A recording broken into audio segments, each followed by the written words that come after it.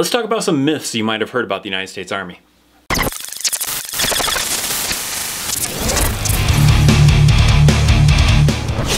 What's up, friends? Welcome to an all-new video. In this one I got 5 myths for you that I found on the internet. Some of these I've heard before, some of these I've heard either before the Army, during the Army, or even after the Army. And that's the 5 myths that we're going to be talking about here in this video to kind of debunk these myths and let you know some of the truth behind these myths. So let's not waste any time and let's dive right into it with the very first one on this list. And that is that the Army is putting saltpeter in your food in basic training. So I remember this myth even back in basic training. We talked about it like in the barracks or whatever, and you're kind of trying to talk about it like when the last time you really had an interest in any kind of sexual intercourse, and you had any kind of an erection or anything like that while you were in basic training. Now, I was in all-male basic training, so I had reasons why I wasn't, interested in it, but along with other people, from other basic trainings, they had the same kind of story. So you kind of jump to the conclusion of thinking that maybe the Army is putting something in your food to kind of make you not interested in sex, so that, if you're in a co-ed military, co-ed basic training, then you're not going to be interested in, having this kind of relations with the female or male soldiers maybe. But the fact of that is it's not true. The Army doesn't put that into your food. Yes, they don't want you having any kind of sexual relations while you're in basic training with any of the other soldiers or anything, of course, but they don't put anything in your food to prevent you from doing that. They just put rules in place to try to prevent you from doing that. Because there are stories of people I know about that have had, sexual relations while they were in basic training. You're not supposed to, but those cases have happened. There is some studies that kind of go back to this and, kind of explain why a lot of people don't have that sexual interest while they're in basic training. And a lot of it has to do with stress. You're very stressed out while you're in basic training, a lot of physical demand that is going on in basic training. So it's kind of one of the last things on your mind for some people. There's obviously some people that, may still have that interest while they're in basic, but a lot of people are stressed out. They're nervous, they're, exhausted, they're tired, so they don't have that on their mind. And they kind of jump to the conclusion of, why don't I have, an interest in sex while I'm here in basic training? But that's essentially kind of the down and dirty as to why, but they're not putting any kind of drugs in your food. So next let's dive into number 2, which is people join the Army because they can't get real jobs or go to college. So on that topic, I was even one of those people that kind of thought that before I joined the Army. I didn't get good grades in high school, so I didn't think I was going to be able to go to college, and I didn't have a lot of money, or my parents didn't have a lot of money to be able to send me to college, so I thought that the only avenue that I could really take was to join the military. I didn't have any other really good skill to get me a good job or anything like that, so I needed to build a skill, and I couldn't afford college. Now, one great example as far as the college part goes is recently I saw an interview on the Joe Rogan podcast, and that was with Tim Kennedy. And if you don't know who Tim Kennedy is, he is a UFC fighter, and he's also a member of the Army Special Forces in the National Guard. And he said that it is harder to get into the military than it is to go to college. And at first I kind of questioned that. I was like, I don't know about that, Tim. But really when he broke it down, it did kind of make sense, because the way he kind of broke it down was, something like, you can be, overweight and out of shape and still go to college. You can do drugs, marijuana, cocaine, whatever, still go to college. You can have some kind of medical condition like asthma or something else that doesn't allow you to do anything physical, still go to college. Hell, you can even be deaf and blind and still go to college. You can't be any of those things and still join the military.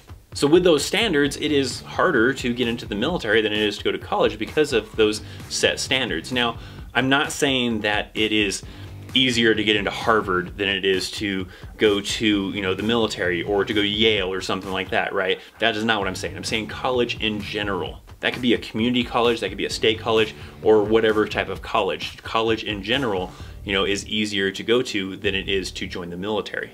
And like I said, that was kind of my mind frame when I was joined, Sure, I didn't know much about it, but I could have easily, probably tried to get some kind of grant and try to go to school. I could have gone to some kind of community college and taken out student loans or something like that and gone to college. But I chose the military route because I didn't think that I could go to college. But it's actually, little did I know, it was actually harder to get into the military than it was to just simply go to college. And then going back to the employer part, there are a lot of employers that see, you know, military veteran on the record, and that's a plus for hiring someone. So a lot of employers really look for military veterans to hire them. Not everywhere, of course. You know, there are other establishments that prefer, you know, a college graduate over a military veteran in some cases, but there are also a lot of jobs that, you know, prefer someone to be a veteran. There are a lot of high-paying jobs as well that require someone to be a military veteran, especially things like working on base. So those DoD jobs that pay really well, some of those DA civilian jobs pay very well, and they require you to have military experience. So that is not to say that, you know, all jobs that a veteran gets isn't going to be some real high-paying job, because there are actually a lot of high-paying jobs that require military experience to get into that high-paying job. Next, let's move into number 3, and that is soldiers are given stress cards to use if things get too stressful. I remember this one mostly like when I was already in the Army, and even after the Army, of hearing stories of people saying that, oh, did you hear that now they're giving stress cards to soldiers? Apparently this myth actually goes ways back. There's even, I've heard people from like the 80s where they heard that, like, you know, once they got out of basic, that supposedly future soldiers were given stress cards while they're in basic, and so on and so forth. I remember hearing this, you know, like later in my career, and even after the Army, hearing, you know, people talk about how supposedly soldiers were getting stress cards in basic training, and thinking about how, you know, weak that was, or how ridiculous that was, or whatever, and why the heck do these guys get stress cards, and I had to deal with it. But that myth actually is false. Like I said, this myth actually goes ways back, you know, even farther back than recently. I thought it was more of a recent thing, but it's not. It's actually something that's been going around for a long time, and it's simply not true. They did have a form of stress card, but it wasn't actually get out of a stressful environment. It's not like if a drill sergeant was yelling at that soldier, they could pull out this stress card and just get some kind of free time out and go have ice cream somewhere or something like that. The actual stress cards that people were given is not actually to get someone out of a stressful environment. There were things like to, you know, let an individual know of what to do in a stressful situation, or, you know, not to, you know, think that, you know, death and suicide is the answer to getting out of a stressful situation, and how to seek help. It was things like that, not to actually get you into a timeout to get away from drill sergeants, but to maybe some kind of like tips or whatever to help you deal with being under stress. And those were actually what some people were given as far as stress cards. It was just simply some tips to help an individual deal with stress, so that hopefully they don't want to, you know, kill themselves or anything like that, not to go and get some kind of free time away from some drill sergeants. Next, let's move into number 4, and that is you will get in trouble if you get pregnant in the Army. This one's a pretty crazy one, because I've actually seen people firsthand think this is a real thing, like in the comment section of some of my videos. For example, on the video that I did on the Army uniforms, when I briefly talked about the maternity uniform for women, there's been a few comments, not a ton, but a few, of people kind of surprised to know that soldiers, female soldiers in the Army, can be pregnant. They didn't think that was a thing. People are, you know, commenting, why are females getting pregnant in the Army? Or how are they allowed to do that, kind of a thing, just not knowing that that's actually a thing that can happen.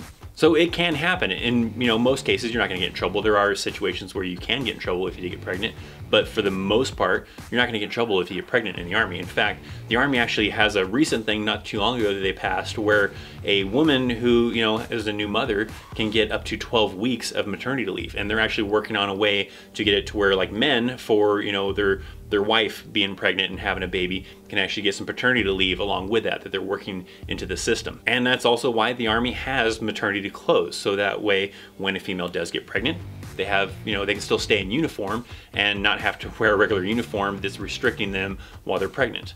But there are situations where females can potentially get in trouble for getting pregnant, for example, in a combat zone. Because in a combat zone, sex is kind of off the table. You're not supposed to be engaging in sex. Some people still do, but in the general orders rules, you're not supposed to be engaging in sex. They do, I think, have some, you know, exceptions for married couples, but if, say, a female who is single has sexual intercourse with a male soldier and gets pregnant from that, she could potentially get in trouble for that.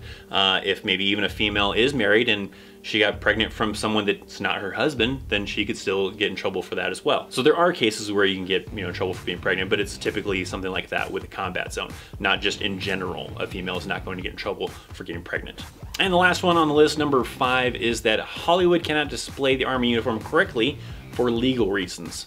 remember hearing this one, you know, you're watching an army movie or something, you notice something like the flag on the wrong shoulder, the rank is wrong, or something else on the uniform is wrong, and someone would be like, oh, no, they're not allowed to have it correct because it's against the law. At the time, like when you had like the Stolen Valor Act, back when it was still active, you know, people saying that, oh no, because, you know, they'll get in trouble for, you know, stolen valor or for other laws where they're not allowed to have it, you know, represent correctly the way that the Army displays the uniform. So that is actually just not true. An actor can, you know, wear a correct Army uniform that has the patches in the right location, the rank is correctly worn, because it is protected for, you know, for entertainment purposes, for performing purposes, for that actor to be able to wear that uniform. There is nothing against the law about wearing a correct uniform for the purpose of making a movie or a TV show or something like that.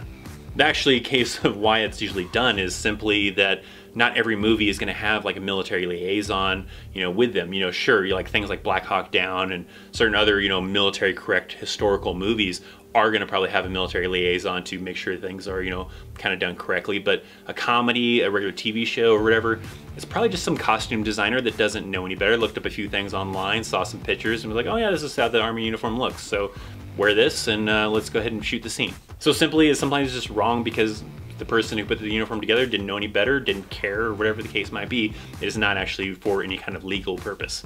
All right, so there you go. Those are 5 myths that I just found on the internet that I thought were, you know, pretty entertaining, ones that I had heard before as well that I thought would be good for this video, but I'm sure there's plenty more myths out there than just those 5. So if you have one that you heard and you want to know maybe some answers about it, or maybe you just want to share the answer to a common myth that's out there, make sure to leave a comment down in the comment section.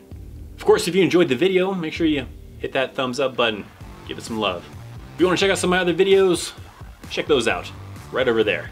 Down in the description box, I got a bunch of links if you want to check them out, to Patreon, social media, and even my P.O. box if you want to send me something. Thank you so much for watching. I'm Christopher Chaos, and I will see you next time. See ya.